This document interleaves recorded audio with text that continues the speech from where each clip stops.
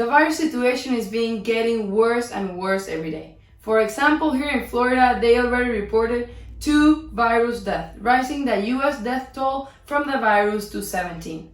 And these are the 4 stocks I'm planning to buy on March while this situation happens. Hello guys, this is Adriana Gorin and welcome to my channel. Don't forget to subscribe, smash the like button for the YouTube algorithm, and you can also go and follow me on my Instagram. It is important for you to know that these continue affecting the market short term, since we don't know exactly when there will be a solution for the virus, and that can still take weeks or even months. The first stock I'm going to talk about is a company that I'm planning to do a video next week talking more in depth about it, but let me explain you really quickly why I decided to put it in this list. This company is called Visa, ticker symbol V. First, it's important for you to know that Visa is a payment technology company that offers services to connect consumers, financial institutions, businesses, strategic partners, and some others. Visa is not a bank, so they don't issue cards, extended credits, or set rates and fees for consumers. They basically provide financial institutions with Visa-branded payment products, and they use those payment products to offer credit, debit, prepaid, and cash access programs to customers. This company makes money every time you as a customer use your credit card, your Visa credit card. What they do is that they process that transaction between the bank and the retail where you are buying, and they charge a predetermined fee on that transaction. Visa has a market cap of $408.52 billion, and at this moment they have a forward PE of 30.21. The revenue in 2019 was $22.98 billion in comparison of 2018, where the revenue was $20.91 billion. And as the revenue is being increasing, their net income obviously is being increasing as well.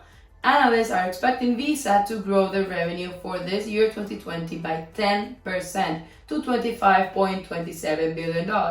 And for 2021, a growth of 40% more, with a revenue of $28.4 billion. They had an EPS or earnings per share of 5.44 that year, and analysts are expecting them to have an EPS of 6.12 this year 2020 and 7.18 on 2021. This stock also offered a dividend of 0.64%, which obviously is not a big dividend in comparison to my other dividend stocks that I own.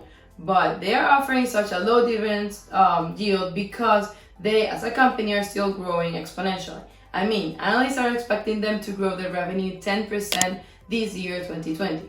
But still, they've been increasing their dividend yield for 11 years, and they have a payout ratio of 19.55%. The price target for this stock, according to 33 different analysts in the next 12 months, is the lowest $200, the median $228, and the highest point $251. Now let me show you my position in this stock. As you can see, I have an average cost of $147.27.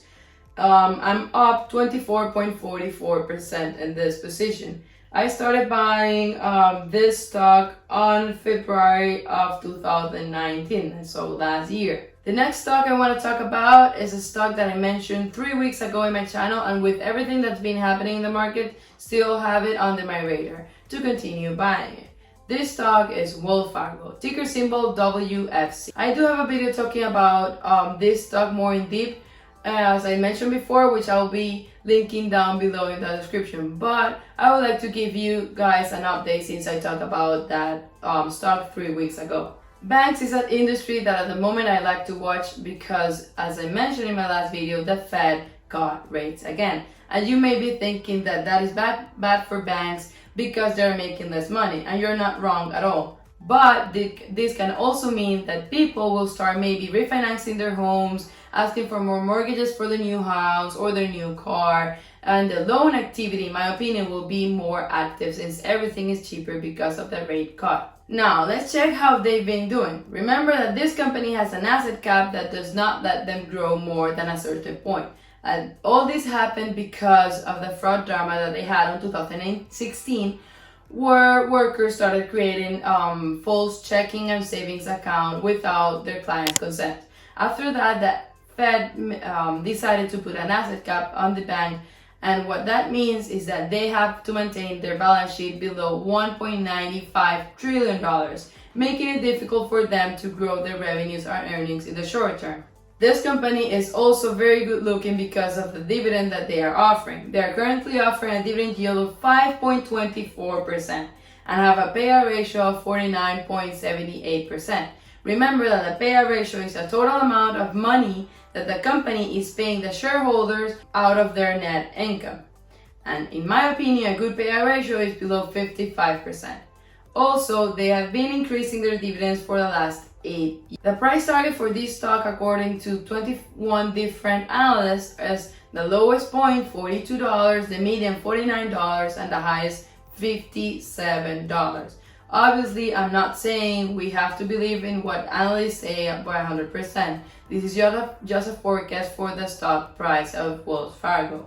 Now let me show you my position again of this stock since it changed in the last 3 weeks. You can see that the stock right now is at $36.95 and my average cost is $47.60. So I'm down 22.38%, which I'm planning to keep averaging down while the stock is still lower than my buy price.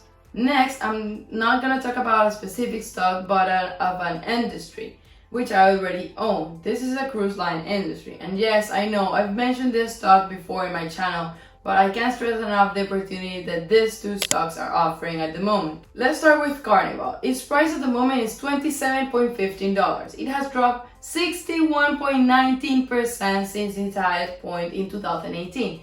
And only 47% only this year because of all the virus situation.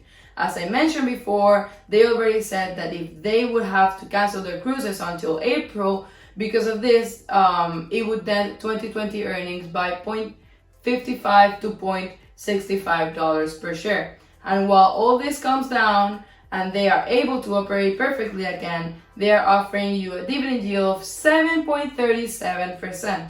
Now, the other company in this industry is Royal Caribbean. Its price at the moment is $65.01. It has dropped 51.50% since January 16 of 2020.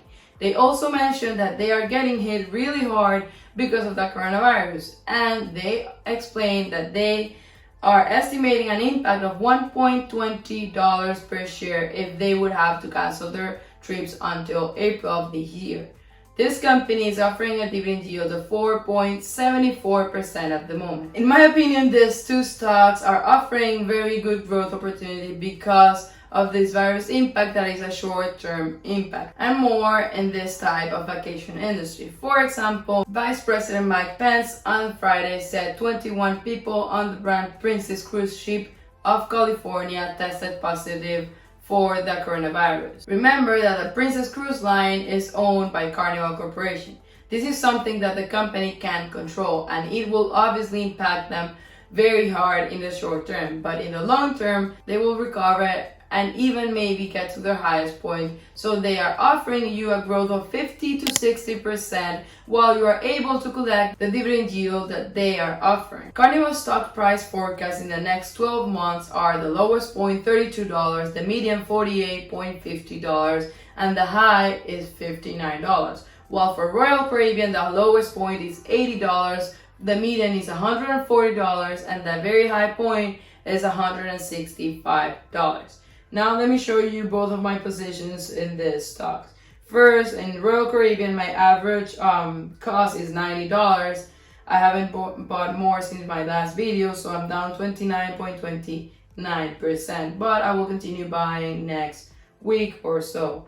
On Carnival, my position, my average cost is $42.44, so I'm down even more, 36.30%.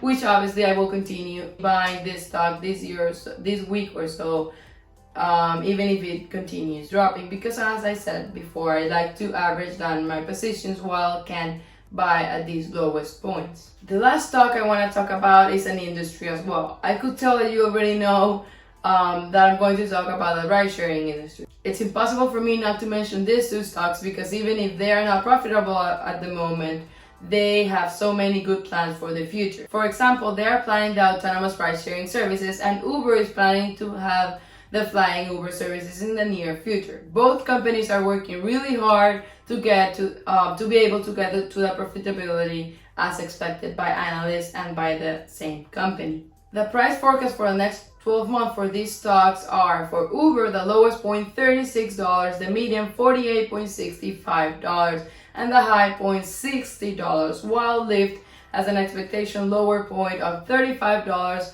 the median $63, and the high price of $96.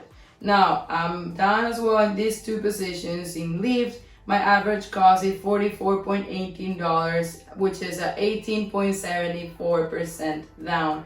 And Uber, my average price is $26.12. I haven't bought more since my last video, so I'm up 19.85%. Let me know down in the comment section below if you own any of the stocks or if you're planning to buy them. Remember, as I said in the beginning of this video, we don't know when this virus situation will stop impacting the market. So don't try to time the market waiting for the perfect and lowest point, because that is impossible to predict. That was all for this video, guys. Hope you enjoyed. Don't forget to subscribe, smash the like button for the YouTube algorithm. You can also go and follow me on my Instagram. Thank you and see you next time.